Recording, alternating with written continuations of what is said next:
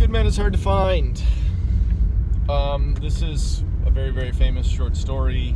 No doubt you find it a little disconcerting or kind of disorienting. And that's actually part of its magic, right? That you would sort of be shoved out of your normal orbit and say, how am I going to make sense of this? Few handles for you, handholds for you as you kind of process it. First of all, what kind of family do we have here? In the first scene, like, what are the family dynamics? What seems to be going on in the family? It's a strange kind of description of a family, and yet it's very recognizable. Consider, for example, the different worlds that the mother, the grandmother, and the children's mother represent. Consider, again, the South. In some ways, you have to remember A Rose for Emily and the kind of rules of Southern living. And not Southern living now, but like traditional Southern living.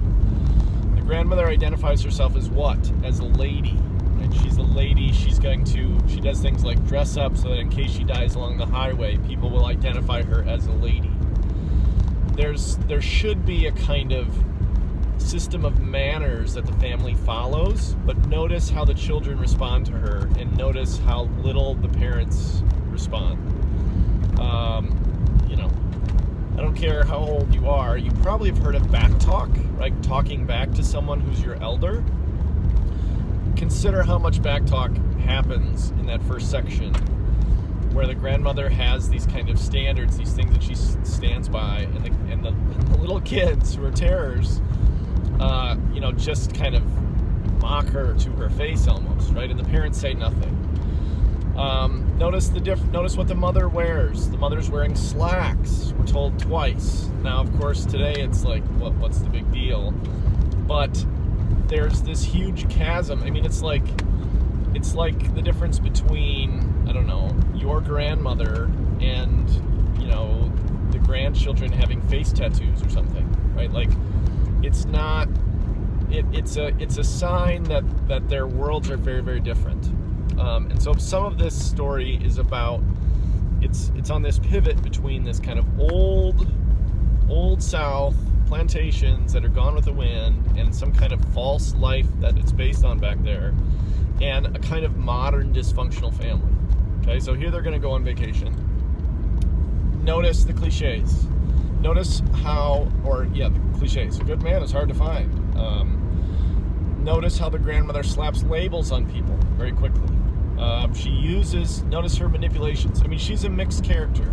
Don't think of her as completely bad. She's manipulative, but she's manipulative in the way that grandmothers can be manipulative. So she's manipulative, but she's also, she narrates the scenery as they go by. She has the eye for beauty in the countryside, while the kids are into their comic books and are dismissive of it all. She takes care of the baby, and there are good things to her character as well as manipulations and shallow statements. They get to Red Sammy Buttses, which is its own kind of joke, right? And okay, good man is hard to find, but notice how quickly she throws labels around. Oh, because you're a good man. She doesn't know him, really. There's evidence that he's, not the greatest man in the world, but it's just talk and cliches. And notice how the political talk, how it turns political, very similar to our own political talk, right? I think the problem is Europe. Europe is entirely to blame. They think we're made of money.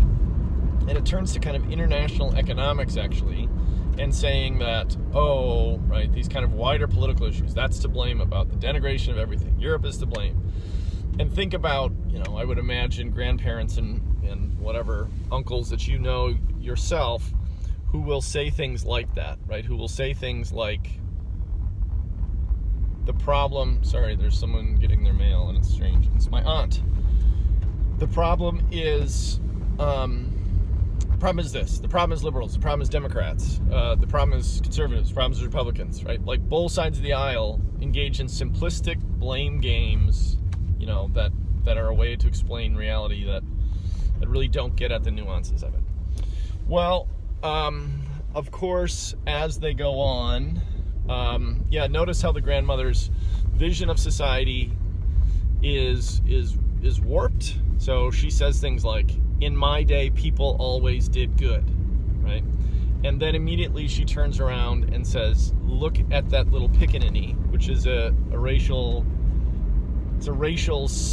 slur. I mean, it's a racial stereotype word, right, used for black people in the South. And she romanticizes the scene. You know, the kids are like, the kid didn't have any britches on, he doesn't have any pants on. And she's like, well, you know, some of these people are poor. I would paint that picture, kind of romanticizing this whole deal. And right, the South is a mess. The South is a mess. The plantation system and like what's been created of it, the idea that people in her day did good is really comic, because there's all kinds of problems that come from the past. And this is how we do things, right? This is notorious. We end up, you know, kind of talking about ourselves in ways that make us the hero and blame everyone else. And the grandmother does that. She doesn't recognize it. We recognize it, right? There's this flaw in her worldview. That is kind of a blindness. I mean, right? It's a blindness to everything but herself. So of course they run into the misfit, and when she's face to face with the misfit, notice how she slaps labels on him. You're a good man. Pray. Like, they're these easy answers that she wants to use, which are not wrong, right? Like, we want some kind of divine grace, divine intervention to come in and like help us and transform lives, and it can. But the way the grandmother uses it is again a kind of, you know, manipulation. I mean, think of the point where she says, Jesus, Jesus, and the narrator says, we couldn't tell if, you know, you couldn't tell if she was cursing. She probably meant like pray to Jesus, but you couldn't tell if she was cursing or not. She uses this term as a kind of, in a profane way, right? As a kind of magic luck charm or something. Meanwhile, the misfit has an answer for her at every turn. I mean, he's partly looks like a scholar. He's very polite. I mean, that's one of the great ironies of the story again, is he's this polite mass murderer, right? Like, would you like to step over there, lady, and join your husband who has been shot? Yes, thank you, says the mother. Like, her despair is really dark as well. So, right, but in the midst of this, he's a polite murderer. He's conscious of what he's doing. He can't make what he did right, what he did wrong fit with his punishments. And that's where, like, we're in modernity. That's where modernity kind of shows its head. There are multiple explanations, right? The psychologist says this, and people say this, and people say this, and he's tried this, and he's seen that, and he can't find truth.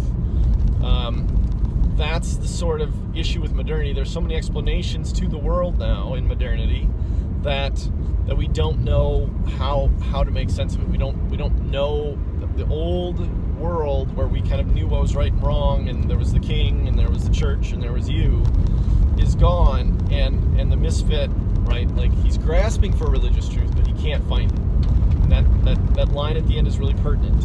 You know, Jesus shouldn't have raised people from the dead, because if he did it, all you can do is follow him, and if he didn't do it, then all you can do is, then it's just every man for himself. Do what pleases you, and that's really a kind of violence, he says, that like, there's no point to life, then, you know, there's no point to morality. He has a harder time getting to that bigger picture, so he says you may as well burn somebody's house down, which is exactly what he's doing. Now the grandmother, consider how the grandmother's arc goes, right? She keeps throwing things at him. You know, I'll give you all the money I got, you know, all these things to try and bribe him. From the beginning of the story, the misfit is the worst kind of person, but as the story ends, there's this substitution. By the end, what shirt is the misfit wearing? He's wearing Bailey's shirt. Right before Bailey goes into the woods, his voice cracks. Just before the grandmother is shot, the misfit's voice cracks. And she says, "Why, you're one of my own babies." And she would never have said that in the beginning, right? She would never have kind of found some kind of common humanity. So first of all, it's not actually true, right? Like, this isn't a long-lost child of hers. If it were, we would have to have other evidence in the story. There's no evidence in the story for that. Rather, it's like this, right? The kind of family of humanity. It's a very compassionate move. She has compassion for him. He's down on the ground and he's kind of skinny in the shoulder blades. He's lost. And finally, she turns to him and has compassion on him that we haven't seen very much from her in the story, as a mother has compassion on her children, and has compassion for him being lost in the kind of last moment that she does. And that causes him to react. right? It's like he's been snake bit. This kind of kindness that suddenly comes from her, it's almost as if he can't react to it, and he stands back and suddenly shoots her and cleans his glasses like the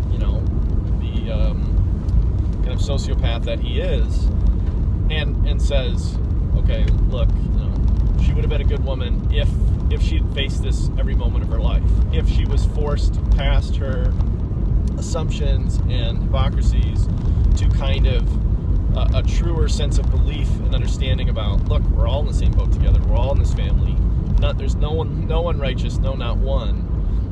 We all are in need of kind of grace. But the grandmother, like, the idea is, right, she's looking up the sky, she's got a smile on her face, there's something childlike about her at the end, right? She's gone past all of her labels and all of her manipulations to something truer. It's got her shot, but it's better than the kind of false life she lived before, as it were, right, within the story. And notice the Misfits' last line. Shut up, Bobby Lee. Like, Bobby Lee comes down and is like, oh, this is fun. And he says, shut up, Bobby Lee, there's no real pleasure in life.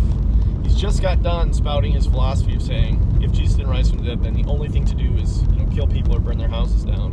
He's doing that, and it is a bitter taste in his mouth, right? Like, it's not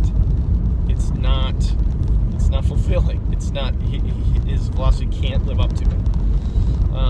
Which, right, in the story ends, that's Flannery O'Connor. The moment of grace is this turn in her where the grandmother, totally disregarded the guy and at the very end recognizes his humanity, has compassion.